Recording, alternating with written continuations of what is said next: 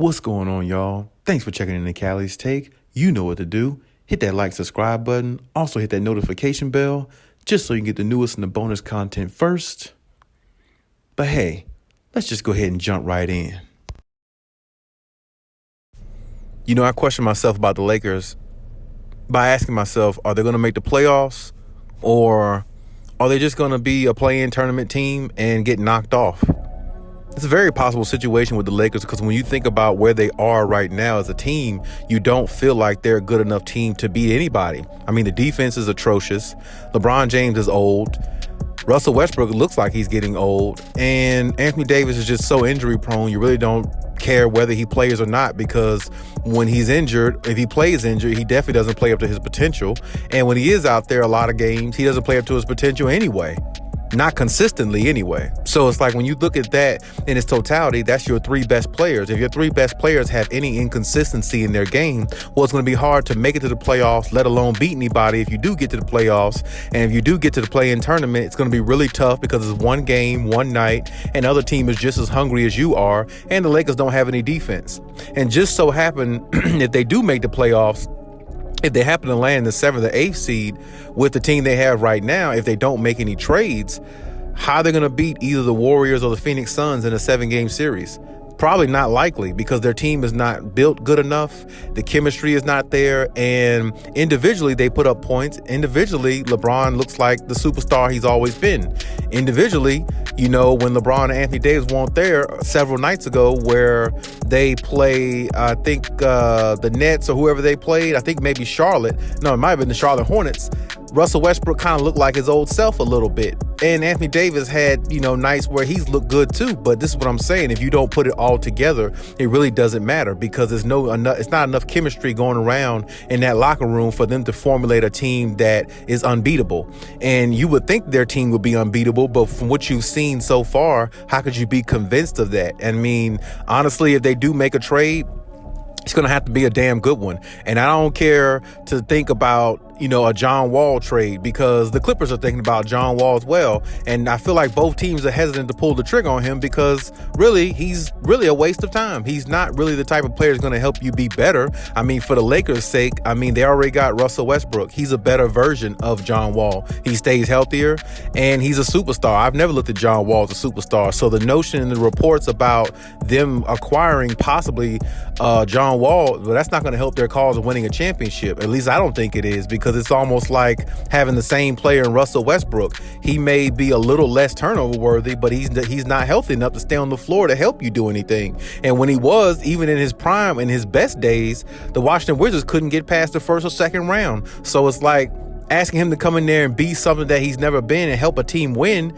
that's going to be hard for him to do because he's not a winner. He's never been a winner in his career. And when you look at that, it only results in one thing. If you're not winning, you're losing. And that's not what LeBron is about. And honestly, that's not what the Lakers nation, Lakers everything, Lakers organization, legacy, none of that is about losing. So it's all about winning championships. And to me, if you look at a Lakers team with John Wall on it, you ought to just tell yourself, if you're a Lakers fan, if they happen to trade for him, you're probably not going to win a championship, because he's just not one of those type players that help you get over the hump. He's just one of those type players that can put up good stats and have nice plays, but those don't win you championships. And at least they haven't won you championships up to this point in this time in all my years of watching basketball. So as of right now, I would say the Lakers, they have a 50-50 chance of making the playoffs. I mean, they really do, because there's still a lot of basketball to be played. And, never know, they might make the right trade that actually puts them in better position to be a better team. But honestly, you got to ask yourself, what really is the right trade?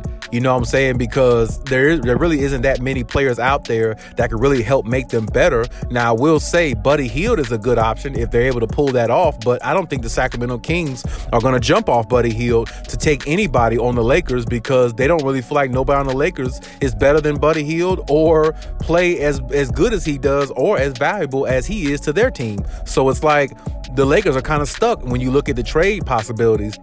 Because like I said, if you get rid of a Russell Westbrook or somebody like that, you need to have an upgrade. You don't need to have somebody that's at the same level he is, or that has many turnovers, that causes many turnovers, or that plays the same style he does. Because like I said, the one thing about Russell Westbrook, he's a good player, great player, but at the same time, he doesn't stretch the floor. He can't shoot. So that doesn't help LeBron. That actually hurts LeBron, because LeBron likes a bunch of shooters around him to allow his game to flourish and to allow players around him to actually flourish in their position, which actually makes them a valuable piece towards a championship goal. And that's not something that he has in Russell Westbrook. I mean, they honestly rather put Malik Monk in the starting lineup and let him do all the shooting rather than have Russell Westbrook in there. I've said before, Russell Westbrook would probably fit a lot better with the second unit coming off the bench. That's where the Lakers would be the most effective. But the question is, you got to ask yourself, is Russell Westbrook going to do that? Is he willing to do that? I don't think so, because Russ still looks at himself as a superstar, and he still is. But at the same time, he's a superstar with limitations because he can't shoot. And if you can't shoot on a LeBron James team, you really don't fit the mold, and you really don't need to be there, because that's really not going to help him win, because LeBron is more of a ball dominant slash point guard slash power forward. So he needs the ball in his hands, and he likes to have the ball in his hands to get everybody else going, and then he gets his own shot and his own offense going. But he can't do that with Russell Westbrook, because Russell Westbrook needs the ball in his hands. So it's almost like they factor each other out to a degree, and Anthony Davis is stuck somewhere in the middle, and he's just not playing up to his full potential every single night, whether he's hurt or not. And when he is hurt, nobody's surprised, because it just seems to happen too often, enough to where you just believe every single game he plays, you pray that he doesn't get hurt, and he be able to play the next game and continuously do that. But that's not the case with him.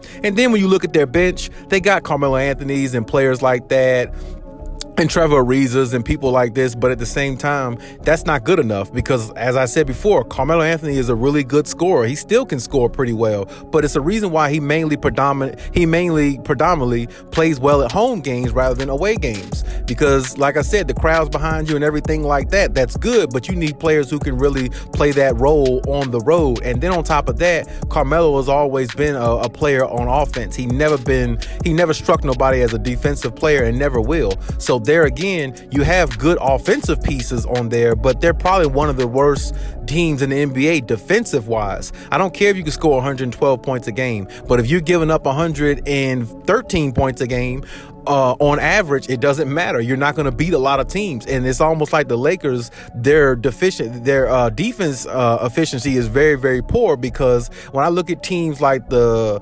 OKC Thunder and teams that they've lost this year, those teams got what they wanted offensively. I mean, honestly, when a team plays the Lakers, the only thing they got to figure out is to find a way to say, hey, if we could just make some shots back to back and gain a little bit of rhythm, we can beat them, because they can't stop anything we're doing. We're just stopping ourselves. And every team that plays them has the same notion, which is the reason why the Lakers don't strike any fear in anybody, and which is the reason why they won't make the NBA Finals like everybody else sit there and put them in before the season started. Everybody's saying them and the Nets will be in the finals. Well, it's hard to see that now, because honestly, the Nets are doing pretty well, but Kyrie is a part-time player. The chemistry is not going to be built there good enough. You're hearing reports about James Harden might not be back next year, and Kevin Durant, might be going through injuries again, seems like. So it might be something minor, but you hope it is. But at the same time, they're not building chemistry with all their three players, and the Lakers got three players on the floor, but they can't build chemistry because they don't fit. So it's like, when you look at everything in its totality,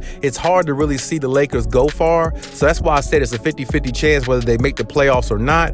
Of course, it's always a 50-50 chance, especially, even though they're not playing well, they still got LeBron James, and that definitely makes a difference. And they do got some great players on there. But like I said, unless they find a way to put it all together in time, it might be a lost season for them and a lost cause at the same time.